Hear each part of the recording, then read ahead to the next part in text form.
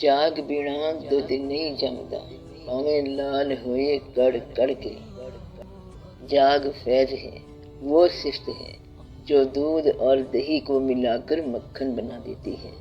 بندے اور رب کے درمیان جو تعلق ہے وہ خلوص کا ہے، اور یہ وہی صفت ہے جسے جب فیض پہنچتا ہے تو انسان کا باطن جاگ جاتا ہے، اسے اس کے رب کے رنگ میں رنگ دیتا ہے، یکجا کر دیتا ہے، اور بندے میں اب جو صفت پیدا ہوتی ہے اس صفت کے فیض سے وہ ایک نئی شکل میں سامنے آتا ہے، وہ شکل جو لوگوں کے لیے منفعت بخش ثابت ہو گئی۔ وہ بندہ جب اپنے رب سے جڑا تو مخلوق خدا کے لیے بے ضرر ہو گیا، کیونکہ رب نے اسے رنگ لگا دیے اپنے فیض کی۔ دودھ اور جاگ کے اکٹھا ہونے سے جو مکھن نکلا وہ مخلوق خدا کے لیے خیر بن گیا۔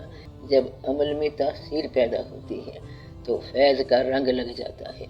تم آج سے ہی مخلوق خدا پر رحم کرنا شروع کر دو، تم پہ رب کی رحمانیت کی صفت کا فیض جاری ہو جائے گا۔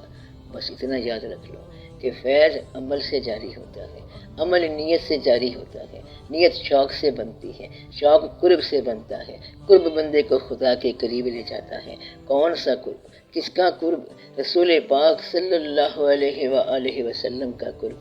یہی قرب وہ جاگ ہے جو بندے کو رب سے ملا دیتا ہے اور صبغت اللہ کا رنگ شامل کر دیتا ہے۔ تو کہو اللہ کا رنگ اختیار کرو، اس کے رنگ سے اچھا اور کس کا رنگ ہوگا؟ اور ہم اسی کی بندگی کرنے والے لوگ ہیں۔ اللہ ہو تو ہی تو، اللہ ہو تو ہی تو۔ اللہ اللہ اللہ اللہ